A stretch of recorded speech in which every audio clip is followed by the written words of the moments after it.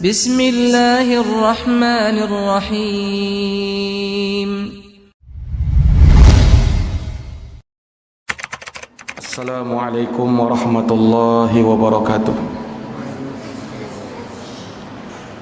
Alhamdulillahi rabbil alamin. Wabihi nasta'inu ala umuri dunya waddin. Ashhadu an la ilaha illallah wahdahu la syarika lah, ilahul awwalina wal akhirin. Wa ashhadu anna Muhammadan abduhu wa rasuluhu as-sadiqul amin, sallallahu alaihi wa ala alihi wa sahbihi wa man tabi'ahum bi ihsanin ila yaumiddin wa sallama tasliman katsira, amma ba'd.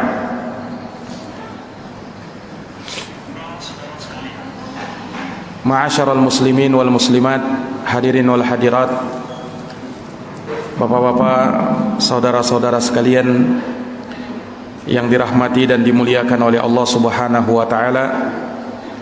Alhamdulillah, senantiasa kita panjatkan puja dan puji syukur kehadirat Allah Subhanahu wa taala Rabbul alamin atas berkat rahmat, taufik, hidayah dan inayahnya kita dapat berkumpul di masjid yang mulia ini untuk kita menjalankan ibadah kepada Allah Subhanahu wa taala. Semoga Allah senantiasa menerima amal ibadah kita dan menjadi pemberat timbangan kebaikan kita pada hari akhir nanti. Berikutnya kita haturkan salawat dan salam, semoga senantiasa tercurahkan dan terlimpahkan selalu kepada qudwah dan tauladan kita, Nabi besar Muhammad sallallahu alaihi wasallam, kepada keluarga dan para sahabat serta umatnya yang senantiasa meniti jalannya sampai hari kiamat. Para hadirin wal hadirat, jamaah yang dirahmati dan dimuliakan oleh Allah, pada malam hari yang berbahagia ini kembali kita dapat melanjutkan pembahasan dari kitab Umdatul Ahkam min kalami khairil anam, karya Imam Abdul Ghani bin Abdul Wahid Al-Maqdisi rahimahullahu taala, di mana kita masih dalam pembahasan Kitabut Taharah, kitab tentang bersuci, dan insyaallah taala kita akan memasuki hadis yang ke-11, di mana hadis ini berbicara tentang keutamaan wudu. Kata Al-Imam Abdul Ghani bin Abdul Wahid Al-Maqdisi rahimahullah, An-Nu'aymin Al-Mujmir an Abi Hurairah radhiyallahu anhu anin Nabi sallallahu alaihi wasallam annahu qala. Dari Nu'aim Al-Mujmir, dari Abu Hurairah radhiyallahu anhu, dari Nabi sallallahu alaihi wasallam, bahwa beliau bersabda, inna ummati, sesungguhnya umatku, yud'auna yaumal qiyamah, mereka akan dipanggil pada hari kiamat, ghurran muhajjalin, dalam keadaan mempunyai cahaya di wajah dan di kaki serta tangannya, min atharil wudu, yang itu semua karena bekas wudu yang mereka lakukan tatkala di dunia. Kemudian kata Abu Hurairah, faman istata'a minkum ayyutila ghurratahu falyaf'al, barang siapa yang mampu di antara kalian untuk bisa memanjangkan cahaya gurrahnya, maka hendaknya dia lakukan.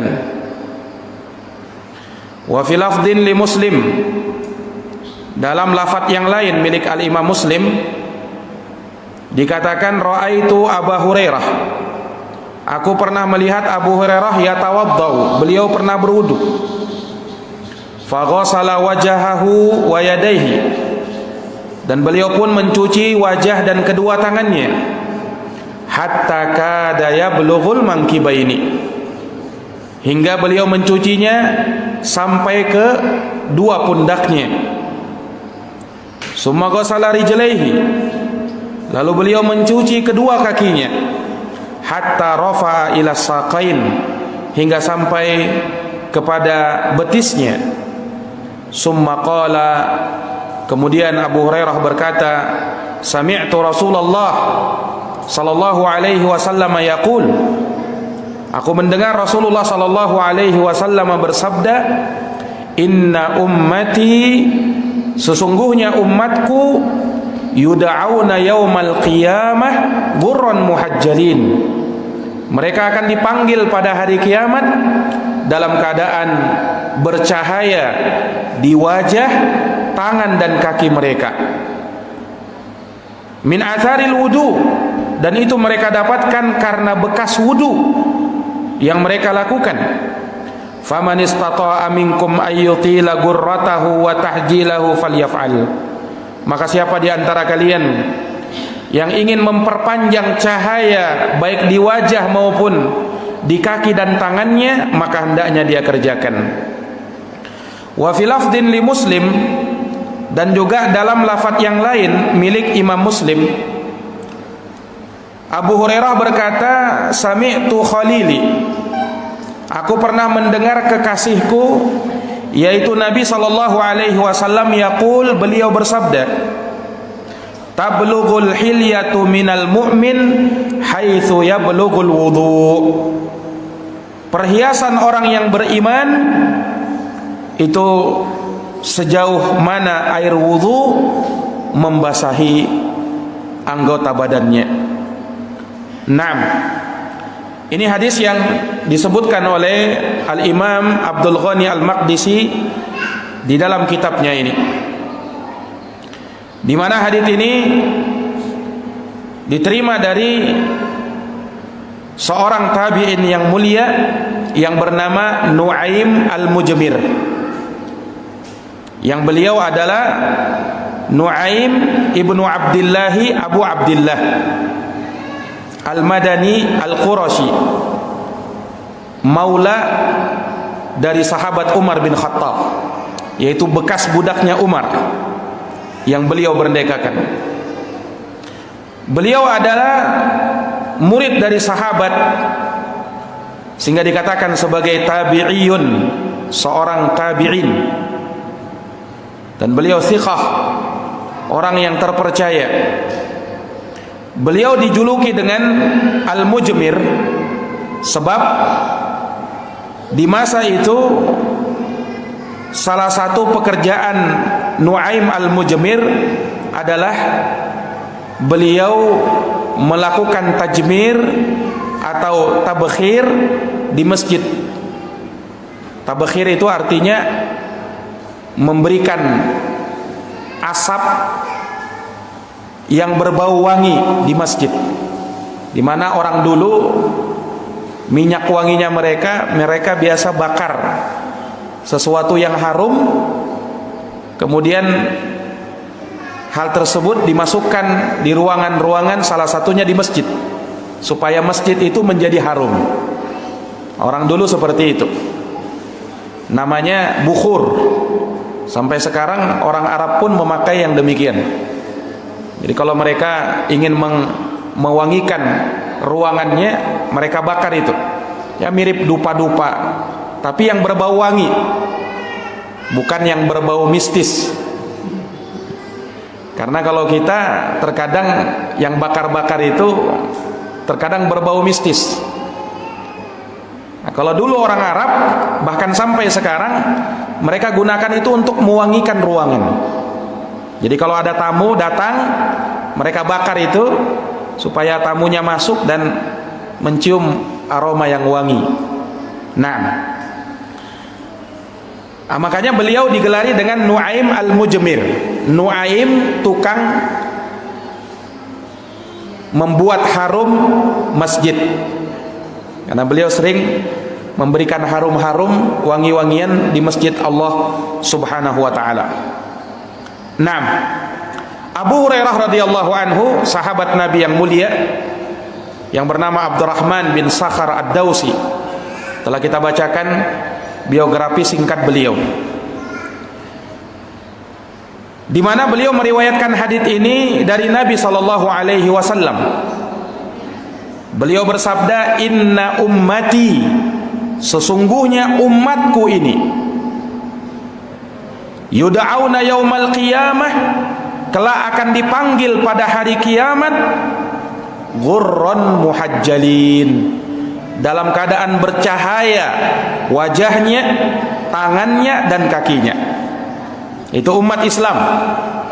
Dan semua itu mereka dapatkan min atharil wudu, karena sebab wudu, bekas air wudu yang mereka lakukan tatkala di dunia pada saat ingin sholat atau ingin beribadah.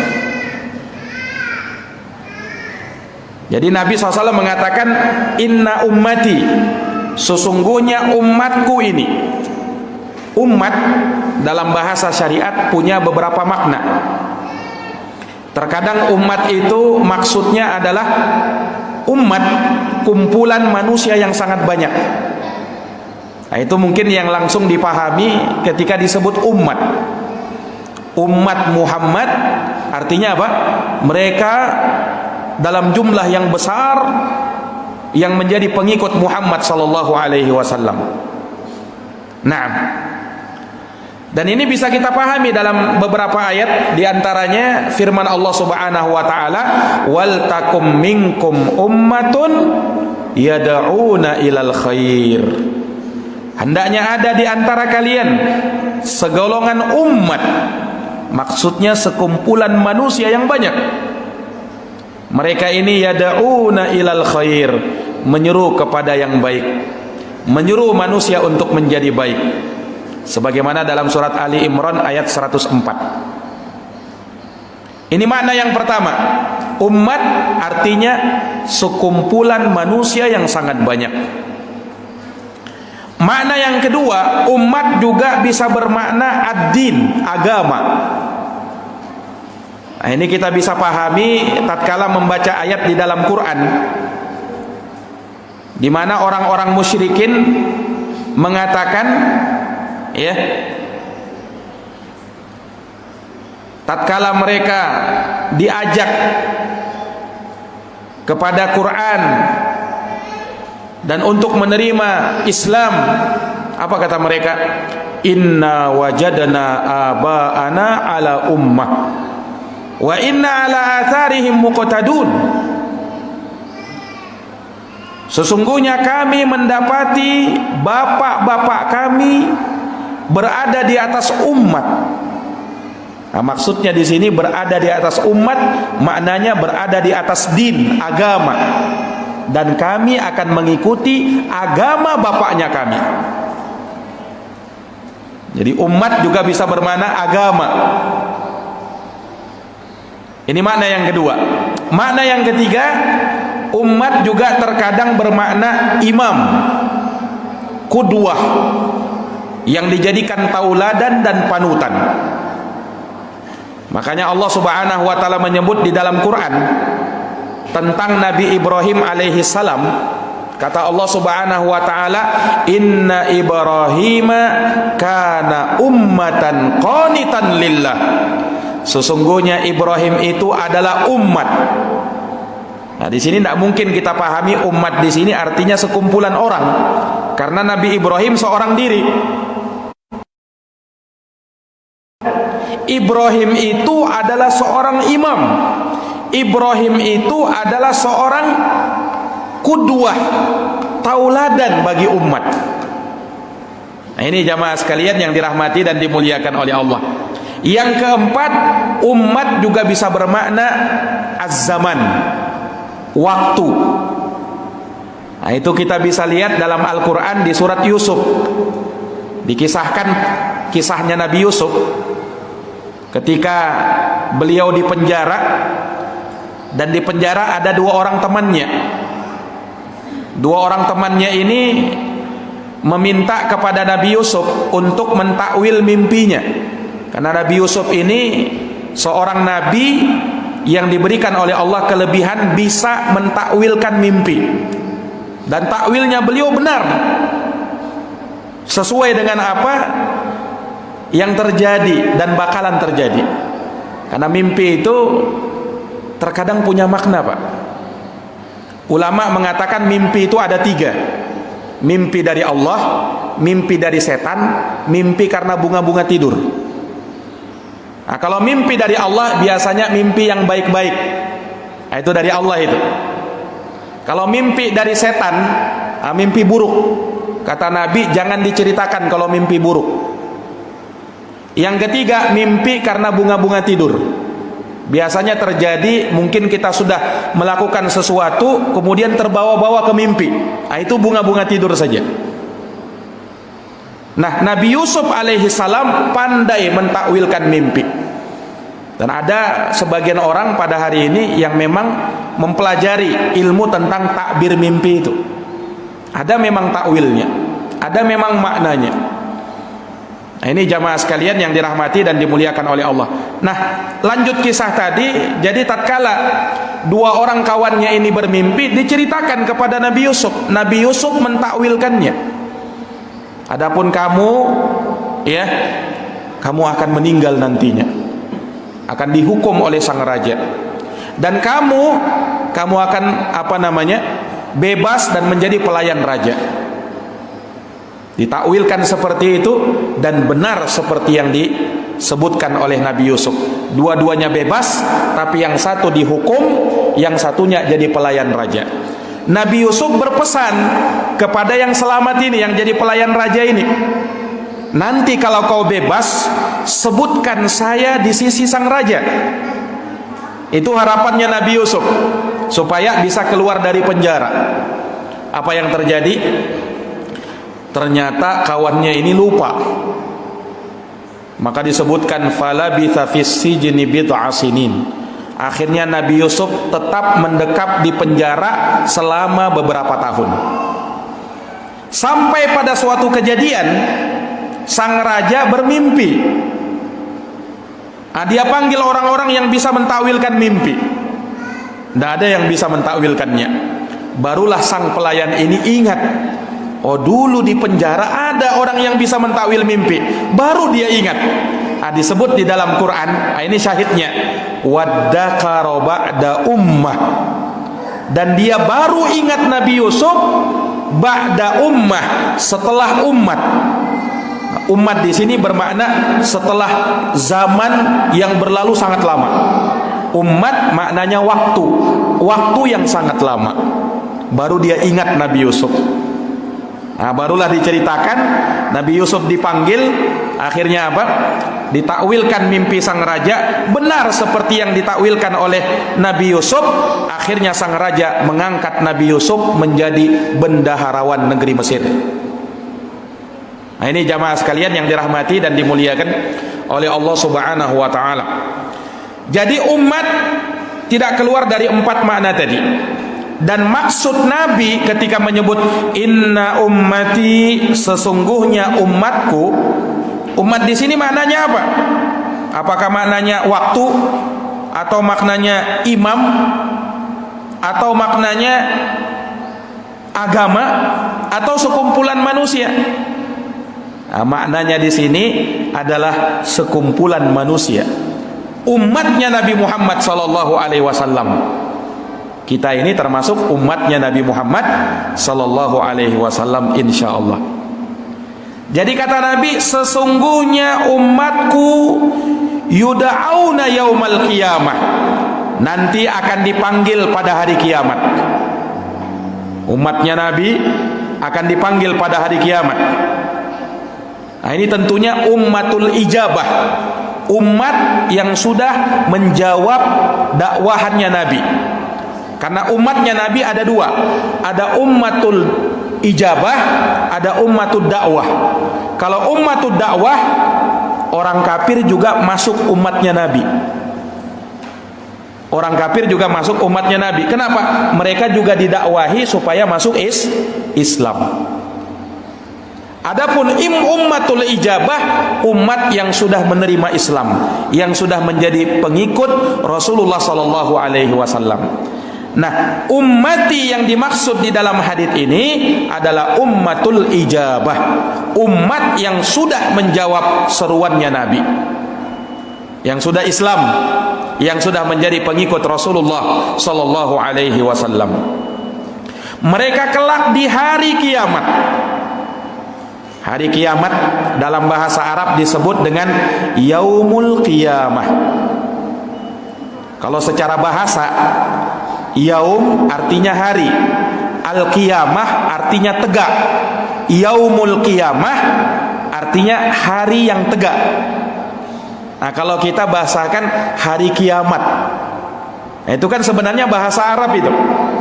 Kenapa dinamakan hari kiamat dengan hari kiamat? Yang mana kiamah itu artinya tegak. Kata para ulama, hari kiamat dinamakan hari kiamat karena 3 hal. Pertama, kiamah yang mana maknanya adalah tegak, sebab pada hari itu manusia tegak berdiri di hadapan Allah, mempertanggungjawabkan semua amalan yang dia kerjakan. Ini yang pertama. Yang kedua, dinamakan hari kiamat karena pada hari itu akan berdiri saksi-saksi, mempersaksikan semua yang diperbuat oleh manusia. Makanya Allah berfirman, yauma yaqumul ashhad, hari tatkala berdiri semua saksi-saksi pada hari itu, di hari kiamat. Yang ketiga, dinamakan dengan hari kiamat karena pada hari itu keadilan akan ditegakkan oleh Allah Subhanahu wa taala. La dzulmal yaum, tidak ada kezaliman pada hari itu. Orang tidak bisa menyembunyikan apa yang dahulu ia kerjakan ketika di dunia. Karena yang menjadi pemutus dan hakim ketika itu adalah Allah Rabbul Alamin. Di hadapan pengadilan Allah Subhanahu wa ta'ala. Kalau di pengadilan manusia, orang mungkin bisa bersilat lidah, orang mungkin bisa bebas dari penjara karena bisa menyewa pengacara. Tapi kalau di akhirat, mana ada pengacara mau disewa? Semua orang bersaksi atas dirinya, dan yang berbicara nanti bukan mulut, Pak. Mulut ini dikunci rapat sama Allah. Yang berbicara itu tangan, yang bersaksi itu kaki, yang berbicara nanti sekujur tubuh kita. Bagaimana mau berdusta? Bagaimana mau berkelit? Tidak akan bisa. Itu di hari kiamat nanti. Tidak ada yang bisa tertutup, tidak ada yang bisa menutupi. Semuanya nampak, semuanya Allah Subhanahu wa ta'ala tegakkan. Nah, ini maka disebut dengan yaumul qiyamah, hari penegakan.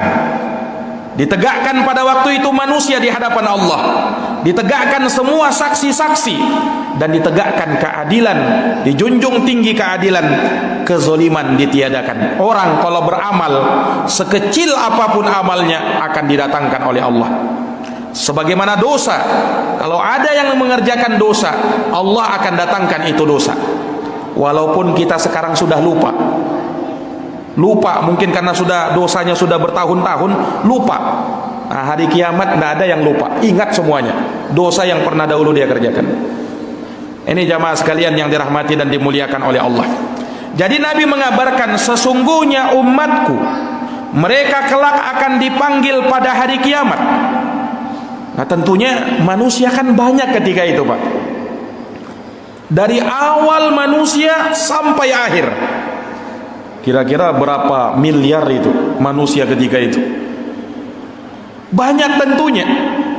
Nah, kita ini umat Islam perlu kita tahu, perlu kita pahami. Umat Islam itu, Pak, umat yang terakhir, umat yang ke-70. Itu umat Islam.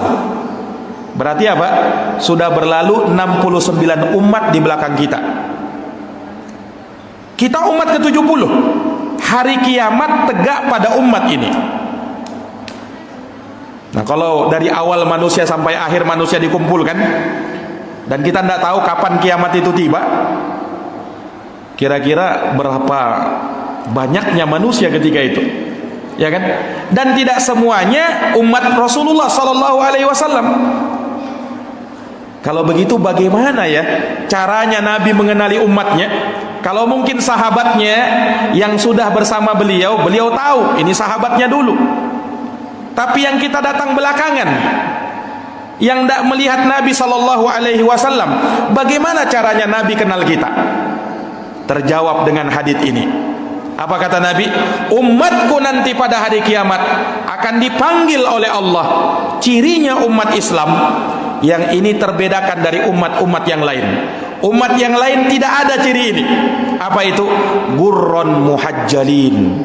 Gurron muhajjalin artinya cahaya di wajah, tangan dan kaki mereka. Nah, jadi umat Islam itu ditahu ini umatnya Muhammad SAW dengan adanya cahaya di wajah, tangan dan kakinya. Nabi kenal itu umatnya dengan hal tersebut. Dan itu kata Nabi SAW min atharil wudu, karena bekas wudu mereka. Nah, maka beruntunglah orang yang pernah berwudu untuk mengerjakan sholat, dan beruntunglah orang yang selalu mengulang-ulang wudunya tatkala ingin mengerjakan sholat, karena Allah Subhanahu wa ta'ala jadikan itu sebagai pertanda khusus. Allah jadikan itu cahaya. Nanti pada hari kiamat Rasulullah mengenali kita dengan hal tersebut. Nah, ini jamaah sekalian yang dirahmati dan dimuliakan oleh Allah Subhanahu wa ta'ala. Maka ini menunjukkan keutamaan wudu. Allah Subhanahu wa ta'ala muliakan orang yang berwudu. Makanya disebutkan di dalam hadis, la yuhafid alal wudu illal mu'min. Tidak ada yang menjaga wudunya dan senantiasa menjaga dirinya untuk berwudu melainkan dia adalah orang yang beriman.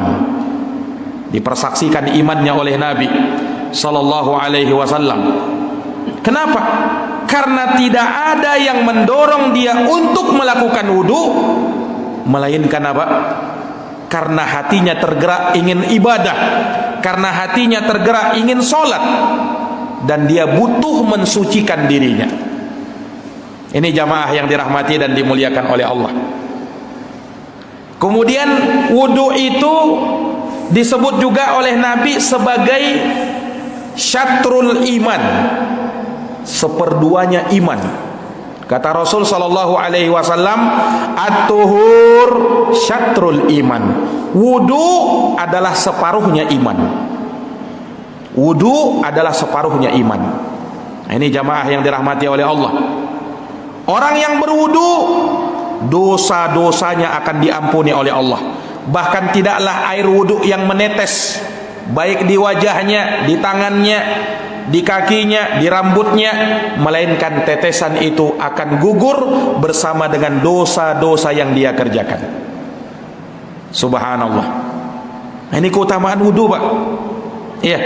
Allah Subhanahu wa ta'ala akan ampuni dosanya, akan gugurkan dosa-dosanya. Makanya disebutkan di dalam hadis yang juga pernah kita singgung, hadisnya sahabat Utsman bin Affan. Ketika beliau mempraktekkan bagaimana wudunya Nabi, maka dikatakan hadal wudu, inilah wudunya Nabi. Kemudian beliau berkata, barang siapa yang berwudu, man tawaddo'a nahwa wudu'i hadza, seperti wuduku ini, summa yusolli raka'ataini, lalu dia sholat 2 rakaat, ia khusyuk dalam 2 rakaat itu, ghufirallahu lahu ma taqaddama min dambih, ghafarallahu lahu ma taqaddama min dambih, maka Allah akan ampuni dosa-dosanya yang telah lalu. Penggugur dosa rupanya. Nah, ini para jamaah sekalian yang dirahmati dan dimuliakan oleh Allah Subhanahu wa ta'ala. Iya. Maka ini keutamaan yang luar biasa dari orang yang berwudu. Selain Allah Subhanahu wa ta'ala menggugurkan dosanya, dan bahaya bagi kita. Makanya disebutkan dalam hadis ini ucapannya Abu Hurairah, siapa yang mampu untuk memperpanjang cahayanya itu, maka hendaknya dia kerjakan. Terkait dengan hadis ini ulama berselisih pendapat. Apa maksudnya hadis ini? Dan ini sebenarnya dari ucapan Abu Hurairah, bukan ucapannya Nabi. Abu Hurairah mengatakan, barang siapa yang mampu memperpanjang cahayanya, hendaknya dia lakukan. Maksudnya begini, kata Abu Hurairah, kalau kamu berwudu, pas mencuci tangan, kan sampai siku kan, lebihkan dia sampai masuk ke pundakmu. Nah, itu kata Abu Hurairah. Kalau kau cuci kaki, bukan hanya mencuci sampai apa? Mata kaki, tapi lebihkan sampai ke betis. Supaya apa? Cahayamu lebih panjang nantinya di hari kiamat. Ini sebenarnya tafsir dari Abu Hurairah radhiyallahu anhu. Nah, ulama berselisih dalam hal ini. Apakah memang dianjurkan dan disyariatkan melebihkan basuhan anggota wudu itu? Kan memang batas wajibnya ketika wudu, kalau tangan mencuci tangan sampai siku. Ini batas wajibnya. Kalau dia cuci tidak sampai siku, tidak sah wudunya, Pak. Kalau mencuci kaki, minimalnya sampai mata kaki juga tercuci. Kalau dia mencuci di bawah mata kaki saja, tidak sah wudunya. Mata kaki harus kena, tumit harus kena. Nah, ini batas wajib. Abu Hurairah mengatakan dianjurkan lebih daripada itu. Nah, ini jamaah sekalian, ulama berselisih. Kenapa? Karena yang didapati dari Nabi SAW hanya berwudu sampai batas yang tadi disebutkan. Kalau tangan ya sampai siku, kalau kaki ya sampai mata kaki, tidak usah dilebihkan. Dan sahabat pun yang lain juga melakukan hal yang demikian, yakni berwudu sampai batasan tadi. Abu Hurairah pendapatnya lain. Nah, kata ulama, ini ijtihadnya Abu Hurairah. Ini pendapat Abu Hurairah sendiri. Yang pendapat ini tidak disetujui oleh sahabat yang lain. Nah, dari sanalah terjadi perselisihan pendapat itu. Nah, ini jamaah sekalian yang dirahmati dan dimuliakan oleh Allah Subhanahu wa taala. Intinya sebagian ulama ya mengatakan bahwa kalau kita berwudu sudah cukup seperti yang diajarkan oleh Nabi dan sahabat yang lain. Sesuai dengan batasan-batasan yang tadi disebutkan. Karena Nabi juga melarang kalau berlebihan. Kata Nabi ketika mengajarkan wudu, hadal wudu. Faman zada ala hada faqad ta'adda wa asaa wa dhalam. Siapa yang melebih-lebihkan ini, maka dia telah melampaui batas, berbuat jelek dan berbuat zalim. Makanya pernah kita sebutkan bahwa wudu itu, Pak, paling banyak 3 kali. Tidak boleh lebih sampai 4 kali, tidak boleh. Wudu itu boleh sekali-sekali, itu batas wajibnya. Boleh 2 kali, dan sempurnanya 3 kali. 4 kali tidak boleh. 5 kali tidak boleh. Batasnya sampai 3 saja. Karena tidak boleh melebihkan. Kecuali kalau misalnya kata ulama, pas dia mencuci 3 kali, baru dia lihat, oh sikunya belum kena, baru dia tambah, karena ada yang belum kena. Atau pada saat dia nyuci kaki sudah 3 kali, pas dia lihat tumitnya, oh belum kena, boleh dia basuh tumitnya, karena belum kena tadi. Tapi kalau kena sudah semuanya, asalnya tidak boleh ditambah. Nah, sama kata mereka, tidak boleh juga ditambah batasan yang sudah ditentukan tadi. Kalau kita lihat dalam Quran, ayat tentang wudu. Idza kuntum ila shalah, apabila kamu berdiri untuk salat, faghsilu wujuhakum, cucilah wajahmu. Wa aydiyakum ilal marafiq, dan cucilah tanganmu sampai mana? Sampai siku, kata Allah. Tidak dilebihkan, sampai siku. Wamsahu biru'usikum, usaplah kepalamu. Wa arjulakum ilal ka'bain, dan cucilah kakimu sampai mana? Sampai mata kaki. Tidak dilebihkan, ya kan? Nah, kalau kita terpaku pada ayat itu, ya sampai situ aja, batasannya sudah ada. Dan itu pula yang dipraktekkan oleh Nabi. Jelas ini? Nah, sehingga pendapat yang lebih kuat wallahu alam ketika berwudu sampai batasan-batasan yang tadi disebutkan. Nah, Ustadz, bagaimana pendapatnya Abu Hurairah? Ini ijtihadnya Abu Hurairah yang diselisihi oleh sahabat yang lain. Ada kaidah di sana dalam pembahasan ilmu usul fikih. Qaulus sahabi itu hujjah atau bukan? Nah, yang benar bahwa qaulus sahabi, ucapan sahabat, itu bisa menjadi hujjah kalau tidak ada yang menyelisihinya dari sahabat-sahabat yang lain. Kalau ada sahabat yang menyelisihinya, maka ucapan sahabat tidak bisa menjadi hujjah. Yang hujjah sekarang adalah dalil. Nah, ini jamaah sekalian yang dirahmati dan dimuliakan oleh Allah. Dan di satu sisi sebagian ulama mengatakan juga kalau hadits ini, yakni ucapan barang siapa yang mampu untuk memperpanjang cahaya di wajah, tangan dan kakinya, hendaknya dia lakukan. Maksudnya bukan melebihkan sebenarnya, tapi maksudnya memperbanyak wudu. Nah, kalau seorang sering berwudu dan banyak melakukan wudu, cahayanya semakin banyak. Nah, kalau dimaknakan seperti ini bagus juga, terarah juga. Ya, karena beda orang yang berwudu cuman sekali dalam seumur hidup. Kalau sekali seumur hidup berarti sholatnya cuman sekali aja itu. Dengan orang yang sering berwudu, minimal dia 5 kali berwudu setiap kali mau sholat, khususnya kalau belum batal wudunya itu. Nah, ini jamaah sekalian yang dirahmati dan dimuliakan oleh Allah Subhanahu wa taala. Jadi ini yang disebutkan oleh para ulama. Jadi ketika berwudu tetap sesuai dengan batasan-batasan tadi, tetapi kalau kita ingin menambah cahaya di hari kiamat nanti, ya, maka perbanyaklah melakukan wudu. Karena dengan kita berwudu, selain dosa-dosa kita digugurkan oleh Allah Subhanahu wa taala, ya, juga diantaranya bisa menambah cahaya pada hari kiamat. Nah, kita nanti pada hari kiamat butuh dengan cahaya, Pak. Karena di hari kiamat nanti ada namanya ghalamah, kegelapan, gelap. Nah, orang semua butuh cahaya. Orang semua butuh cahaya. Yang diberikan cahaya oleh Allah adalah orang-orang yang beriman.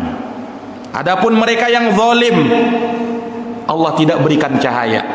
Mereka tidak bisa melihat tubuh mereka, badan mereka, kaki mereka, tidak bisa karena saking gelapnya. Orang yang beriman diberi cahaya. Cahayanya juga sesuai dengan amalnya masing-masing. Semakin banyak amalnya, semakin besar cahayanya. Makanya ada disebutkan manusia yang cahayanya seperti gunung. Ada yang cahayanya kurang dari itu. Ada yang cahayanya cuma di sekitarnya saja. Ada yang cahayanya hanya di ujung kukunya.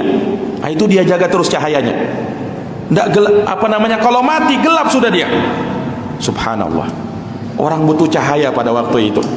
Nah, seorang kalau banyak beribadah kepada Allah, terutama dia memperbanyak wudu kepada Allah Subhanahu wa taala, maka itu akan menjadi cahaya bagi dirinya. Ini jamaah sekalian yang dirahmati dan dimuliakan oleh Allah Subhanahu wa taala. Baik. Ada pertanyaan muncul. Kalau orang yang beriman, yang mereka mengerjakan sholat, berwudu, dikenali nanti pada hari kiamat dengan cahaya di wajahnya. Terus bagaimana Ustadz, ada orang yang meninggal belum sempat ibadah, anak-anak kecil, kan langsung masuk surga itu. Anak kecil, anak kaum muslimin meninggal dunia, otomatis langsung surga. Tidak ada dosa, ya kan? Tidak ada dosa, surga. Bahkan anak kecil yang meninggal sebelum dia terlahir ke dunia ini, keguguran ibu, seorang ibu keguguran misalnya, dan umurnya sudah lengkap 120 hari, sudah ada ruhnya, maka nanti kata Nabi SAW, dia akan gandeng orang tuanya masuk surga. Bukan dianya saja yang masuk surga, orang tuanya juga diajaknya masuk surga. Ini keutamaan. Kenapa? Luar biasa. Mereka tidak ada dosanya, tapi masalahnya mereka kan tidak pernah sholat, meninggal duluan. Terus bagaimana caranya mereka ini dikenali? Ditanyakan kepada Syekhul Islam Ibnu Taimiyah rahimahullahu taala, salah seorang ulama besar. Apa kata beliau? Kalau anak-anak kaum muslimin, dia akan ikut dengan bapaknya, dia akan ikut dengan orang-orang yang beriman bersamanya. Itu dia mendapatkan cahaya di situ. Adapun yang lainnya, orang munafik atau orang Islam tapi tidak pernah sholat, tidak pernah nyentuh air wudhu, nah inilah orang yang nanti pada hari kiamat gelap, tidak akan diberi cahaya oleh Allah. Dan Nabi pun tidak kenal dengan dia. Kenapa? Tidak pernah sholat, wudhu, air wudhu saja dia tidak pernah melakukannya. Bagaimana Nabi SAW mau kenali dia? Ini jamaah yang dirahmati dan dimuliakan oleh Allah Subhanahu wa taala. Maka hadis yang mulia ini membicarakan tentang wudunya Nabi sallallahu alaihi wasallam dan keutamaan orang-orang yang berwudu. Ya, di mana Allah Subhanahu wa taala akan berikan cahaya untuk mereka. Dalam riwayat Muslim, Nabi SAW menyebutkan tablugul hilyatu minal mu'min haitsu yablugul wudu. Perhiasannya orang yang beriman nanti pada hari kiamat itu sejauh mana air wudunya membasahinya. Jadi semakin banyak ya air wudu yang mengenai badannya, yang mengenai tubuhnya, maka akan semakin banyak perhiasannya nanti di dalam surga. Jadi orang-orang yang beriman yang masuk surga, Allah Subhanahu wa taala berikan perhiasan-perhiasan, mahkota-mahkota yang indah. Nah, itu diberikan kepada mereka yang beriman, terutama bagi mereka yang senang dan senantiasa menjaga wudunya. Ini jamaah sekalian yang dirahmati oleh Allah. Makanya Nabi SAW itu menganjurkan kepada umatnya untuk senantiasa menjaga wudu. Wudu itu bukan hanya mau sholat saja. Nabi mengajarkan Pak juga, pada saat kita mau tidur, sebelum tidur wudu. Itu amalan juga itu. Ya, wudu sebelum mau tidur, terutama tidur malam. Kenapa? Karena Allah Subhanahu wa taala cinta kepada orang yang dia tidur di malam hari dalam keadaan ia berada di atas kesucian. Artinya, kalau datang ajalnya pada waktu itu, di malam itu, dia dalam keadaan suci. Nah, ini kalau kita mampu untuk menjaga wudu sebelum tidur, kita wudu, maka lakukan. Karena itu amalan yang juga amalan yang bisa memasukkan kita ke dalam surga Allah Subhanahu wa taala. Ya, Abu Hurairah radhiyallahu anhu pernah dipanggil oleh Nabi SAW bertanya, "Ya Abu Hurairah, aku ingin bertanya kepadamu. Sungguh aku telah mendengar suara sendalmu di dalam surga." Abu Hurairah suara sandalnya sudah terdengar di surga, Pak. Abu Hurairah itu. Kira-kira apa yang kau amalkan di dalam Islam ini? Kok bisa sampai suara sendalmu sudah ada di surga?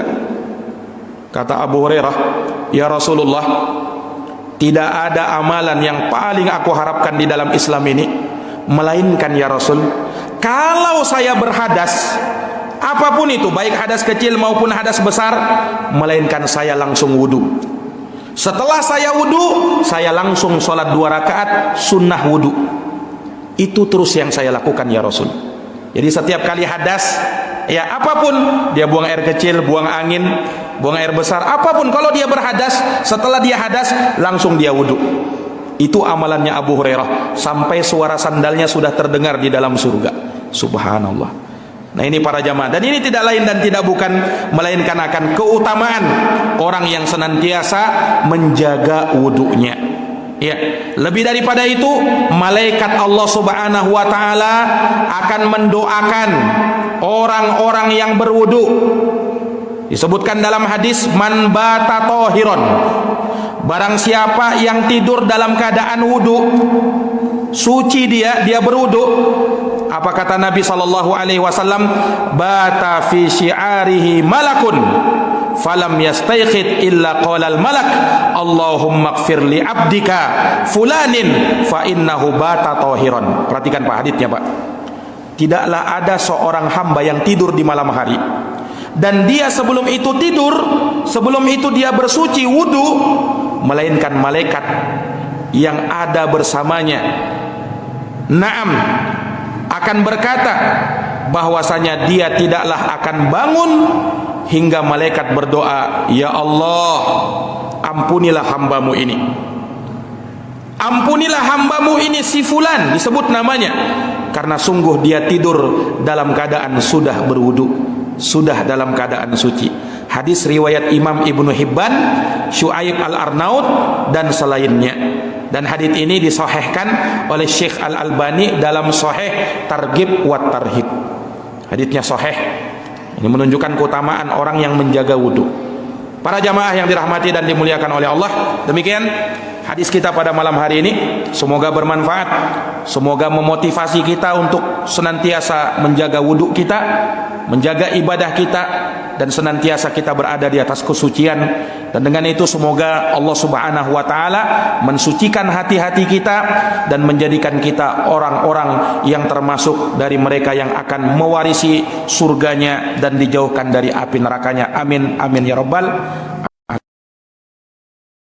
Dan nanti ba'dal isya, setelah salat isya kita akan buka tanya jawab. Nah, naktafi bihadzal qadar. Subhanakallahumma wa bihamdika asyhadu an la ilaha illa anta astaghfiruka wa atubu ilaik. Walhamdulillahi rabbil alamin. Wassalamu alaikum warahmatullahi wabarakatuh.